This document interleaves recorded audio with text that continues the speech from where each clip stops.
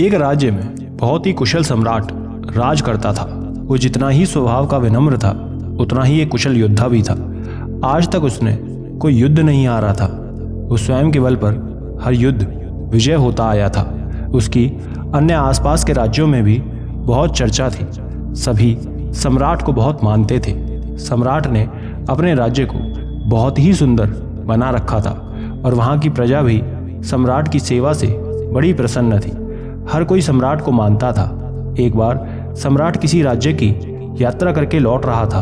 मार्ग में सम्राट को दूसरे राज्य के कई लोग राजा मिलते हैं। जो भी सम्राट को देखता उनके आगे सिर झुका प्रणाम करता। हर कोई सम्राट को बहुत सम्मान देता था। मार्ग में कुछ दूर आगे जाने के बाद सम्राट की नज़र एक पेड़ के नीचे बैठे सन्यासी पर जाती है। वो एक बौद्ध भिक्षु थे जो उस पेड़ के नीचे बैठ ध्यान कर रहे थे। सम्राट उन्हें देख पहचान लेता है और आगे बढ़ उनके समक्ष जाता है और उनके चरणों में स्वयं का माथा रख उन्हें प्रणाम करता है। बौद्ध भिक्षु सम्राट को देख उनके सिर पर हाथ रख देते हैं और फिर सम्राट वहां से लौट आगे राज्य की तरफ बढ़ जाते हैं। लेकिन सम्राट की सेना ये देख बड़ी हैरान थी कि जिस सम्राट के आगे सभी लोग सिर झुकाते हैं वो एक सन्यासी के आगे अपना माथा क्यों टेक रहे हैं। उन्हें ये बिल्कुल नहीं शोभा देता। राज्य पहुंच जब सम्राट महल में प्रवेश करते हैं तो उनके साथी सेना उनसे पूछती है कि महाराज, सभी लोग आपके आगे झुक झुक कर प्रणाम करते हैं, सम्मान देते हैं, आप सभी का लालन पालन कर रहे हैं, सभी की जिम्मेदारी उठा रहे हैं, हर कोई आपके आगे स्वयं का सिर झुकाता है, लेकिन आज आपने एक वृद्ध सन्यासी के आगे अपना सिर झुका दिया, उनके चरणों में माथा टेक उन्हें प्रणाम किया। ऐसा क्यों? मुझे इसका कारण ना तो समझ आया और ना ही आपका किसी के आगे यूं झुकना। एक राजा के आगे सब झुकते हैं, ना कि राजा किसी के आगे। अपनी सेना के मुख से ये सब सुन सम्राट मुस्कुराने लगते हैं और कहते हैं कि मैं तुम्हें इस प्रश्न का उत्तर अवश्य दूंगा, लेकिन उससे पूर्व तुम्हें मेरा एक काम करना होगा। लेकिन वो आज नहीं, मैं कल तुम्हें बताऊंगा। इतना कह सम्राट अपने कक्ष की तरफ चले जाते हैं। अगले दिन सम्राट अपनी सेना में से उस व्यक्ति को बुलाते हैं जिसने उनसे प्रश्न किया था। उसे बुला वो उसे 4 थैले देते हैं और कहते हैं कि ये ले जाओ, इसमें मैंने कुछ रखा है, इसे ले जाकर बेच आओ। लेकिन ध्यान रहे तुम्हें इसमें तभी झांकना है जब तुम इसे बेचो, उसके पहले नहीं। सम्राट की बात सुन व्यक्ति चला जाता है। बाहर जा जब उस थैले में देखता है तो पाता है इसमें 4 सिर जो कि कटे हुए हैं वो रखे हुए हैं। एक सिर बकरे का, दूसरा मुर्गे का, तीसरा मछली का होता है। उन्हें देख वो हर किसी को एक एक सिर बेच देता है। लेकिन अंत में जब वो चौथा सिर देखता है तो स्वयं हैरान हो जाता है। वो एक मनुष्य का सिर था। व्यक्ति उसे बेचने का बड़ा प्रयास करता है लेकिन उसे कोई खरीदता नहीं। शाम को व्यक्ति थक हार कर महल लौट आता है और सम्राट के पास जाकर उनसे कहता है कि उसने उन 3 जीव का सिर तो बेच दिया, लेकिन इस मनुष्य का कटा सिर किसी ने नहीं खरीदा। हर कोई इसे देख भाग रहा था। ये सुन सम्राट कहते हैं कि कोई नहीं, कल इसे तुम किसी दूसरी जगह ले जाकर मुफ्त में बेचना। व्यक्ति उनकी बात मान जाता है और अगले दिन दूसरी जगह जा पूरा दिन उस सिर को बेचने का प्रयास करता है, लेकिन बेच नहीं पाता। अंत में पुनः थक हार कर वो वापस लौट आता है और सम्राट के पास जाकर कहता है कि महाराज, आज भी किसी ने इसे नहीं खरीदा। इसे मुफ्त में लेना तो क्या कोई देखना नहीं चाहता। इसका कोई महत्व है ही नहीं, ना ही मूल्य है। मनुष्य के सिर से बेहतर तो उन जीवों का सिर था जो एक कीमत में बिका। ये सुन सम्राट मुस्कुराने लगते हैं और कहते हैं कि एक प्रश्न का उत्तर दो। तुम मुझे इतना मानते हो, मेरी हर आज्ञा का पालन करते हो, मेरे आगे सिर झुकाते हो, क्या मेरी मृत्यु के पश्चात मेरे सिर को काटकर स्वयं के पास रख लोगे? हे सुन, अब वो कुछ नहीं कहता और चुप हो जाता है। सम्राट पुनः उससे पूछता है। तब वो व्यक्ति कहता है कि आप ये क्या कह रहे हैं, ये कैसे संभव है? तब सम्राट कहते हैं कि देखो, जिसके आगे सभी शीश झुकाते हैं, मेरे सम्मान में मेरे आगे झुक प्रणाम करते हैं, मेरी मृत्यु के बाद मेरे उसी सिर का कोई मोल नहीं है, कोई उसे अपने पास रखना नहीं चाहता। तो यदि उसी सिर को मैंने किसी भिक्षु के चरणों में झुका दिया तो क्या हो गया? इस बहाने मुझे उनका आशीर्वाद तो मिल गया। ये सुन व्यक्ति कहता है कि आप कहना क्या चाहते हैं महाराज, मैं समझा नहीं। तब सम्राट उसे समझाते हुए कहते हैं कि बड़ा ही सरल है कि व्यक्ति चाहे कोई सम्राट हो या फिर एक आम व्यक्ति, हर किसी को सभी के साथ विनम्र रहना चाहिए। किसी भी तरह का अभिमान उसके भीतर नहीं होना चाहिए। बेशक मैं सम्राट हूँ और सभी की जिम्मेदारी मेरे ऊपर है, लेकिन ये मेरी कोई मजबूरी नहीं, मेरा कर्तव्य है जिसका पालन मुझे करना है। सब मुझे सम्मान देते हैं, प्रेम देते हैं, मानते हैं, ये सब उनका बड़प्पन है। यदि वो नहीं भी देंगे तो भी मुझे उनकी सेवा करनी ही है, क्योंकि एक राजा होने के नाते उनकी सेवा करना ही मेरा धर्म है। विनम्र व्यवहार ही आपको सभी के बीच प्रेम और सम्मान दिलवाता है। व्यक्ति को सदैव विनम्र ही होना चाहिए, क्योंकि जो स्वयं के पद के, धन के अहंकार में रहता है उसका पतन निश्चित है। उन बौद्ध भिक्षु के आगे भी झुक मैंने उन्हें सम्मान दिया, क्योंकि वो हमसे बड़े हैं, जिसके बदले उन्होंने स्नेह भरे हाथों से मुझे आशीर्वाद दिया। सम्राट की बात सुन व्यक्ति को उनकी सारी बात अब समझ आ जाती है। तब वो कहता है कि सही कहा आपने महाराज, व्यक्ति का विनम्र व्यवहार ही उसे आगे ले जाता है। मैं आपकी बात बिल्कुल समझ गया। अतः इस कहानी से यही सीख मिलती है कि चाहे कितना भी बड़े से बड़ा धनी व्यक्ति क्यों ना हो या फिर कोई फकीर हो, सभी के व्यवहार में विनम्रता होनी चाहिए। यही आपको आगे लेकर जाता है, अन्यथा आपका झूठा अहंकार आपको तोड़ देता है और अंत में आप सिर्फ पछताते हैं। एक बार की बात है, महात्मा बुद्ध किसी नगर में भ्रमण पर गए हुए थे। वहां पहुंच वो उस नगर में प्रवेश करते हैं।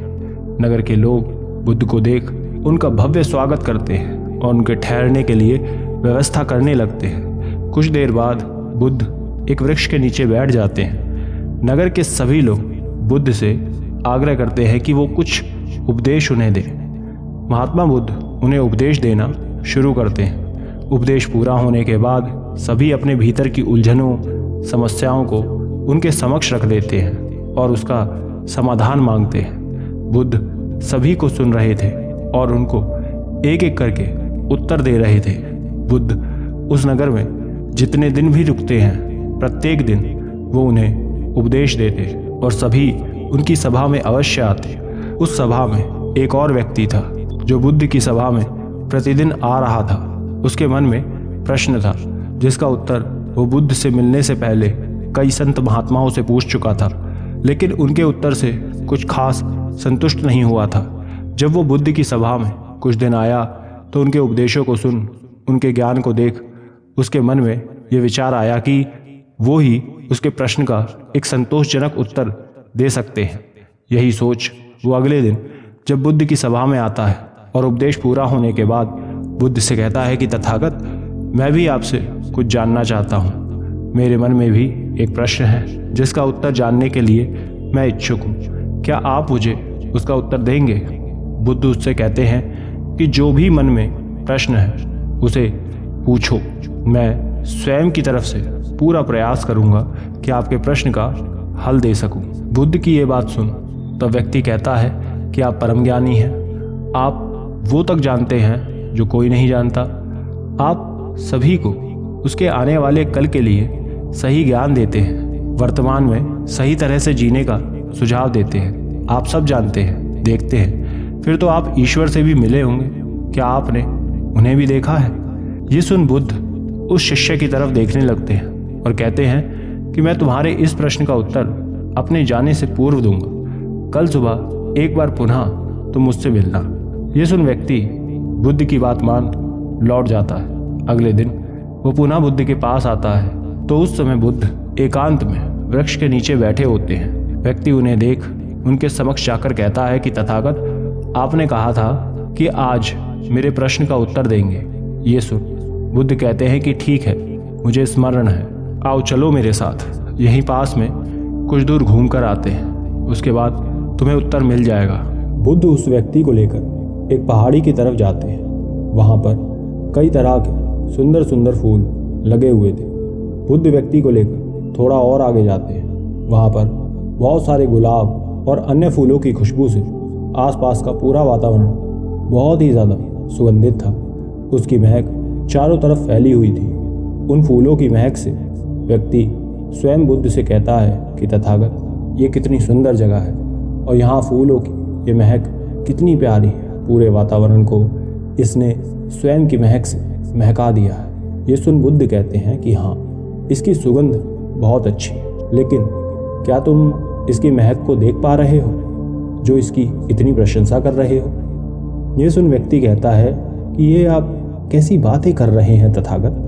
भला मैं इन फूलों की महक कैसे देख सकता हूँ? ये दिखाई नहीं देती। इसे तो हम केवल महसूस कर सकते हैं, अनुभव करते हैं, और वही मैं कर रहा हूँ, इन सुगंधों का अनुभव। ये कह वो उन फूलों पर हाथ सहराने लगता है।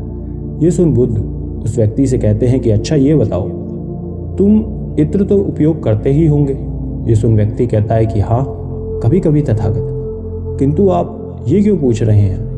तब बुद्ध कहते हैं कि फिर तो तुमने उस इत्र की महक को तो देखा ही होगा जो अपनी खुशबू से आसपास के वातावरण को महका देती है। ये सुन व्यक्ति कहता है कि नहीं तथागत, हम उसे कैसे देख सकते हैं? उसकी महक को भी केवल अनुभव किया जा सकता है।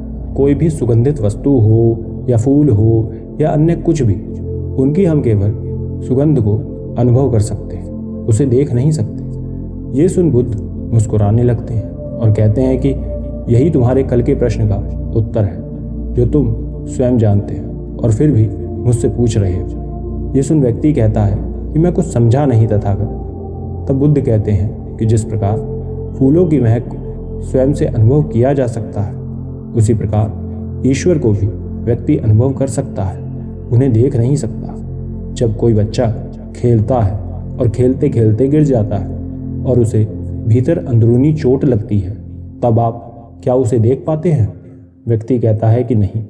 बुद्ध पुनः कहते हैं, जब आपके स्वयं के किसी अंग में, हिस्से में दर्द होता है तो क्या आप उसे देख पाते हैं? नहीं। आप उस दर्द को केवल महसूस करते हैं, उस दर्द को अनुभव करते हैं कि ये आपको यहाँ पर हो रहा है। इसी प्रकार जैसे आप महक दर्द अनुभव करते हैं, किसी सामने खड़े अन्य पीड़ित व्यक्ति के दुख को देख उसे अनुभव करते हैं, उसी प्रकार ईश्वर को अनुभव किया जा सकता है, देखा नहीं जा सकता। इस तरह समझो कि आत्मा का परमात्मा के अनुभव द्वारा ही सामना किया जा सकता है, उसे स्वयं की आंखों से देखा नहीं जा सकता। आप उन्हें केवल अनुभव कर सकते हैं, और ये तब होता है जब आप स्वयं को हर तरह की मोह माया से अलग करके संभाव को प्राप्त कर लेते हैं। यही तुम्हारे प्रश्नों का उत्तर है। बुद्ध द्वारा स्वयं के प्रश्नों के उत्तर मिल जाने पर व्यक्ति प्रसन्न हो जाता है। उसे ये समझ आ जाता है कि जिस प्रकार हर चीज़ को, दर्द को देखा नहीं जा सकता, केवल उसे अनुभव करके उसके होने या ना होने का ज्ञात होता है, ठीक वैसे ही परमात्मा को भी अनुभव किया जा सकता है, देखा नहीं। और तब वो बुद्ध के साथ पुनः नगर की तरफ लौट आता है और बुद्ध अपने आश्रम की तरफ निकल जाते हैं। आशा करते हैं आप भी बात को समझे होंगे। धन्यवाद।